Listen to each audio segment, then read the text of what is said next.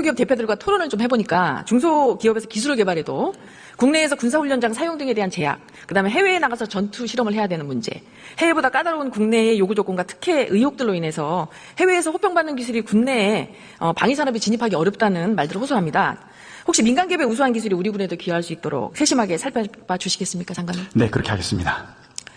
방사청이 개청한 지 20여 년이 흘러서 현재 투명성과 전문성이 매우 향상되었지만 개청 시 법제화된 과도한 감사로 인해서 방사청 업무가 경직되고 융통성이 자칫 결여될까 우려되고 있습니다. 그래서 장관님께서는 방사청에 대한 감사 시스템을 좀 살펴봐 주시고 네. 20여 년간 축적된 신뢰로 확인된 방사청의 투명성과 청렴성을 고려해서 감사제도 등의 업무의 경직성 완화 방안에 대해서 검토해 주시면 어떨까 하는 말씀드립니다. 네, 의원님 말씀 잘 새겨서 투명성과 유연성이 조화될 수 있도록 그렇게 하겠습니다. 네, 그럼 다음엔 국방혁신 4.0에 대해서 질문드리겠습니다. 네. AI 과학기술 강군 육성을 저희 국방부에서 목표로 하고 있지 않습니까? 이와 관련해서 현재 국방부에서는 어떤 정책과 과제들을 시행하고 계십니까? AI 과학기술 강군 육성의 핵심은 무인 체계, 무인 전투 체계를 완성하는 것입니다. 이것은 이제 쉽지 않은 것이지만 무인 전투 체계를 해야 하는 이유는 지금 인구 절벽으로 인해서 지금 병력 수급이 매우 어려운 실정이고 앞으로는 더 심각해집니다. 이런 그 문제를 해소하는 데 있어서 가장 그 적합한 것이 무인 전투 체계로 전환하는 것이라고 생각합니다. 그래서 이런 어떤 목표성을 가지고 추진할 것입니다. 네, 또한 내년도 국방 예산안을 보면은 AI 기반 첨단 전력 확보 과제 예산이 약 1조 2천억 원입니다. 올해보다 약 4,500원이 늘어났는데요. 내년도 해당 과제에서 중점적으로 추진되는 사업은 어떤 것이 있는지 아시겠습니까? 주로 이제 육해 공군, 지상군과 해군 공군 전 분야에 걸쳐서 무인 체계로 가기 전 단계인 유무인 복합 체계로 먼저 가기 위한 과정을 지금 밟고 있습니다. 그래서 유무인 복합 체계를 중간 단계로 해가지고 예를 들어서 지금 전차를 지금은 1개 중대가 4대를 운영하고 있는데 이 4대에 3명의 전투원이 타고 있습니다. 12명이 소요되지 않습니까? 근데 유무인 복합 체계가 되면 한 대만 유인 체계가 되고 나머지 세대는 무인 체계가 되면 12명이 소요되는 게 아니라 3명만 소요되는 겁니다. 그러면 3명으로서 전투를 하고 나머지 무인 세대는 앞에서 뒤에 있는 유인 전차의 조종을 받아서 싸우는 이런 개념으로 가는 게 유무인 복합 체계거든요. 이런 체계로 가도록 지금 현재 준비하고 있습니다. 네, 거기에 더해서 본 의원실에서 생각할 때는 AI 기반 첨단 과학기술군을 위한 첨단 전력의 효과적 운영을 위한 것도 중요하다고 생각하는데 이를 위해서는 국방 데이터의 활용이 필수적입니다.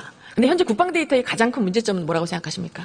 지금 이게 모든 국방 데이터가 각 군별로 기관별로 흩어져 있다 보니까 통합이 안 되는 게 가장 큰 문제라고 저는 생각합니다. 그래서 국방 데이터를 모든 데이터베이스를 기준으로 해서 통합 체계를 해야만 효율적으로 갈 수 있기 때문에 그것이 가장 시급한 문제라고 저는 생각합니다. 네, 현재 국방 데이터는 AI가 학습할 수 있는 형태로 구축되어 있지 않은 게 사실은 문제입니다. 국방 데이터를 효과적으로 활용하기 위해서는 각 군의 체계를 일단 통합하고 평문과 기밀이 보안 수준별로 일단 분류가 돼야 됩니다. 그리고 클라우드 기반의 탑재 가능한 보안 정책이 좀 뒷받침돼야 되는데요. 이와 관련해서 국방부가 추진하고 있는 게 혹시 있으십니까? 네, 의원님 말씀하신 대로 이게 지금 제대로 운용되기 위해서는 통합성도 중요하지만 보안성도 매우 중요합니다. 그래서 이런 보안성을 어떻게 하면 보완해 나갈 것인가 그런 부분까지 포함해가지고 금년 곧 다음 달에 전략사령부가 창설이 됩니다. 이 전략사령부가 창설되면 이러한 부분까지 다 같이 아울러서 검토해서 발전시켜 나가도록 하겠습니다. 네, 또한 미래 전장에서는 전 영역의 부대와 무기 체계를 통합 운영함에 따라서 국방 데이터의 양과 네트워크의 트래픽이 동시에 증가할 것입니다. 또한 유사시 전장에서는 네트워크가 차단되는 상황도 상정할 수 있는데요. 각급 부대에서는 각각의 플랫폼이 AI를 독재적으로 전원이 끊어졌을 때 생각해서 그래서 이제 상용에서는 이걸 엣지 컴퓨팅이라고 하는데 국방에서도 엣지 클라우드 개념의 개발도 필요하다고 생각합니다. 이러한 부분도 함께 구축해 주시기 바랍니다. 예, 의원님 말씀 잘 새기겠습니다. 존중합니다. 자, 그래서 또한 이제 국방 분석센터와 AI 센터가 국방 AI 센터가 있는데 여기에 대한 데이터 통합 분류 이 기관도 중요하고요. 이러한 국방 AI 센터, 국방 데이터 센터의 상호 보완적 기능도 수행해야 되는데 지금 보면은 국방 AI 센터와 국방 데이터 분석 센터 간에 양기간의 연계성이 좀 부족합니다. 이를 좀 잘 보완할 수 있도록 해주십시오. 네, 잘하겠습니다. 영국의 경우에는 국방 데이터를 클라우드 기반으로 전환하기 위한 데이터 분류를 하는데 약 7, 8년이 소요됐습니다. 그래서 우리나라는 국방혁신 4.0 목표 연도가 2040년이기 때문에 데이터 분류와 통합이 좀 빨리 착수가 돼야 된다고 생각합니다. 그래서 국방혁신 4.0이 성공적으로 되기 위해서 네. 아까 말씀드린 데이터 분류를 조기에 착수해 주셨으면 감사하겠습니다. 네. 다음은 한미일 군사협력에 대해서 질의하겠습니다. 국가안보와 외교는 떼어놓을 수 없는 관계입니다. 그래서 자국의 이익을 위해서 외국과 관계를 유지하고 발전시켜 나가면서 내가 필요한 거는 좀 많이 받고 부족한 것은 좀 내어주는 것. 제가 좀 상대방이 원하는 거 내어주는 것이 국가 간의 외교라고 생각하는데 군사협력도 다르지 않다고 생각합니다. 근데 야당에서는 친일 프레임으로 한미일 안보협력을 비난하고 있거든요. 그렇다면 1998년 독도 수역을 공동오로구역으로 지정하고 동해안의 황금어장인 대화태어장을 일본에 내어준 신한일 어업협정은 김대중 대통령이 친일주의적 사상 때문이라고 생각하십니까? 그렇게 오해될 수가 있습니다. 그렇지만 사실은 친일주의적인 것 때문에 그런 것은 아니겠죠. 맞습니다. 2004년 국가인권위원회의 파병 불가 의견에도 불구하고 약 3,800명의 국군 장병을 이라크에 파병한 것은 노무현 대통령이십니다. 네. 그럼 노무현 대통령이 친미주의라서 파병을 했을까요? 그렇지 않습니다.